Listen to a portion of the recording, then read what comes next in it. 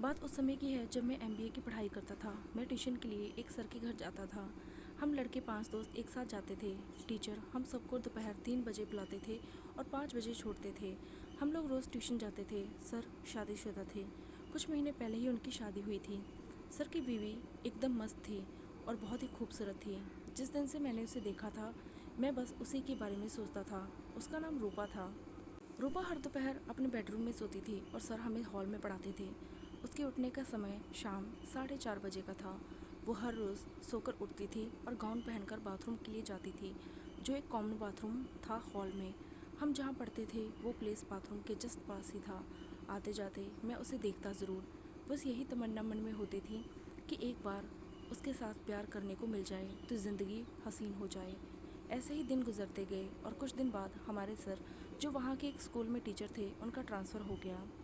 तभी सर ने हमें कहा कि उनका ट्रांसफ़र हो गया है, इसलिए हम किसी और टीचर का बंदोबस्त कर लें। फिर सर ने एक ऑप्शन और रखा कि उनकी बीवी भी वही सब्जेक्ट पढ़ाती है, अगर हम चाहें तो उनसे ट्यूशन ले सकते हैं। क्योंकि सर का ट्रांसफ़र टेम्परेरी बेसिस पर हुआ था और उन्हें अभी फैमिली ले जाने का ऑर्डर और फ्लैट नहीं मिले था, इसलिए सर अकेले जा रहे थे। मेरे सभी दोस्तों ने मना कर दिया और दूसरे टीचर को ज्वाइन कर लिया, मगर मैं रूपा मैडम से ट्यूशन लेने को राज़ी हो गया। सर ने मुझे थैंक्स कहा। जब सर जाने लगे तो उन्होंने मुझे कुछ बातें बताई कि मैं अपने टीचर का ध्यान रखूं, अगर उन्हें कोई चीज़ चाहिए तो उन्हें ला दूं, और मैंने सर को भरोसा दिलाया कि मैं ऐसा ही करूंगा। फिर सर चले गए। मैडम घर में एकदम अकेली, उनको कोई बच्चा भी नहीं था। फिर मैं मैडम से ट्यूशन लेने शुरू कर दिया और कुछ ही दिन में मैं मैडम का अच्छा दोस्त भी बन गया और मैडम मेरी दोस्त बन गई। मैं मैडम का बहुत ख्याल रखता था और मैडम मुझे एक स्टूडेंट की तरह बहुत प्यार भी करती थी। धीरे धीरे 1 महीना बीत गया। फिर एक दिन मैंने मैडम से कहा, मैडम आपको सर की याद नहीं आती? मैडम ने कहा, याद तो बहुत आती है, मगर कोई और रास्ता भी तो नहीं है। फिर मैंने मैडम को हिम्मत करके कहा, मैडम एक बात पूछूं? तो मैडम ने कहा, तुम मुझसे कुछ बोलो, उससे पहले मैं तुम्हें एक बात बोलना चाहती हूँ। मैडम ने कहा, जब हम दोनों एक दूसरे का इतना ख्याल रखते हैं और दोस्त भी हैं, तो फिर आज से तुम मुझे मैडम नहीं बल्कि रूपा बोलोगे। और वैसे भी तुम पूरे दिन मेरे घर में ही तो रहते हो, इसलिए मुझे मैडम सुनना अच्छा नहीं लगता। मैं राज़ी हो गया। फिर रूपा ने कहा कि तुम कुछ पूछ रहे थे, तो मैंने हिम्मत करके कहा कि रूपा। फिर मैं चुप हो गया और आधी बात में ही रुक गया। तो रूपा बोली, क्या बात है? और मैंने कुछ नहीं कहा। फिर उसने मुझे अपनी कसम दी और बोली, कहो ना, नहीं तो मुझसे बात मत करना और मुझसे ट्यूशन भी मत पढ़ने आना। मैंने फिर कहा, तुम बुरा तो नहीं मानोगी? तो उसने कहा, नहीं। फिर मैं बोला, तुम्हें क्या प्यार करने का मन नहीं करता? ऐसा कहने पर रूपा चुप हो गई और मेरी तरफ आश्चर्य से देखी। मैं डर गया था और मैंने उसे सॉरी कहा। तो उसने कहा कि तुम्हें सॉरी नहीं बल्कि मुझे तुम्हें थैंक्स कहना चाहिए। तुम्हें मेरा कितना ख्याल है और मेरे पति को मेरा ज़रा सा भी ख्याल नहीं। और उसने मुझे मेरे गाल पर एक किस दिया। फिर हमने साथ में डिनर किया और मैं अपने घर चला गया। कुछ दिन बाद मैं एक दिन रूपा के घर गया, मगर वो घर में दिखाई नहीं दे रही थी। मैं हर एक रूम देख रहा था, मगर वो कहीं नहीं थी। फिर मैंने एक बाथरूम का दरवाज़ा खोला और मैंने वो देखा जो मैंने कभी सोचा भी नहीं था।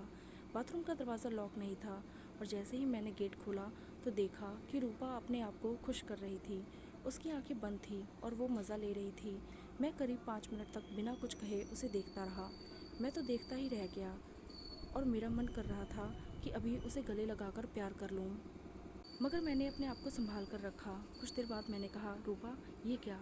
रूपा बिल्कुल डर गई और मेरी तरफ देखती हुई अपने रूम में चली गई।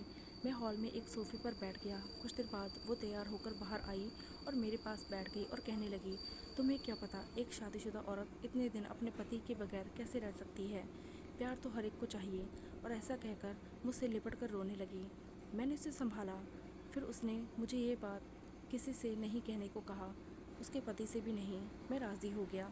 फिर मैंने कहा, अगर तुम्हें इसकी इतनी ही चाहत है तो मैं तुम्हारी ये चाहत पूरी कर सकता हूँ, मैं तुम्हारे साथ काम कर लेता हूँ। ऐसा कहने पर वो और ज़ोर से मुझसे लिपट गई और मुझे फिर से एक किस कर दी और कहा, सच? क्या तुम मुझसे प्यार करोगे और मेरे पति को भी नहीं बताओगे? तुम कितने अच्छे हो। ऐसा कहकर वो मुझसे किस करने लगी और मैं भी उसे किस कर अपनी बाहों में दबाने लगा। कुछ देर तक हम वैसे ही रहे। फिर मैं जाने के लिए उठने लगा तो उसने कहा, कहाँ जा रहे हो और मुझे कब प्यार करोगे? मैंने कहा, मैं शाम को 8 बजे आऊँगा। और फिर मैं चला गया। मैं शाम को उसके घर पहुंचा और अंदर गया तो देखा कि उसने एक बहुत ही सुंदर ट्रांसपेरेंट साड़ी पहन रखी है। उसका पेट पूरा दिखाई दे रहा था, उसका शरीर हरा भरा था और मुझे ऐसी ही अच्छी लगती थी। उसकी कमर बड़ी थी, वो पूरी गोरी नहीं थी, पर उसका रंग बहुत ही मस्त था। वह बहुत ही सुंदर औरत थी। उसके होंठ बड़े बड़े और आंखें मोटी मोटी थी। उसकी उंगलियां लंबी लंबी थी। उसके बाल खुले थे। वो सर से पैर तक प्यार करने लायक थी। उसे देखकर ऐसा लगता था जैसे वो प्यार के लिए बिल्कुल तैयार है। वो मुझे अपने कमरे में ले गई और अपना बेडरूम लॉक कर लिया। मैंने उसे कहा, आज मैं उससे हर तरह से खुश और उसको बहुत प्यार दूंगा। वो मुस्कुराकर बोली, चलो देखते हैं। उसके ऐसा कहने पर मैं तैयार हो गया और मैंने उसे अपनी बाहों में भर लिया और उसके होठों पर किस करने लगा। फिर मैंने उसे बेड पर बिठाया और उसके पेट पर अपना हाथ फेरने लगा। वो भी फिर जोश में आने लगी और मेरे सर का बाल को सहलाने लगी। मैंने उसके कंधों को अपने एक हाथ से ज़ोर से पकड़ लिया और दबाने लगा। वो पहले तो थोड़ा दर्द से कराहने लगी, फिर शांत हो गई।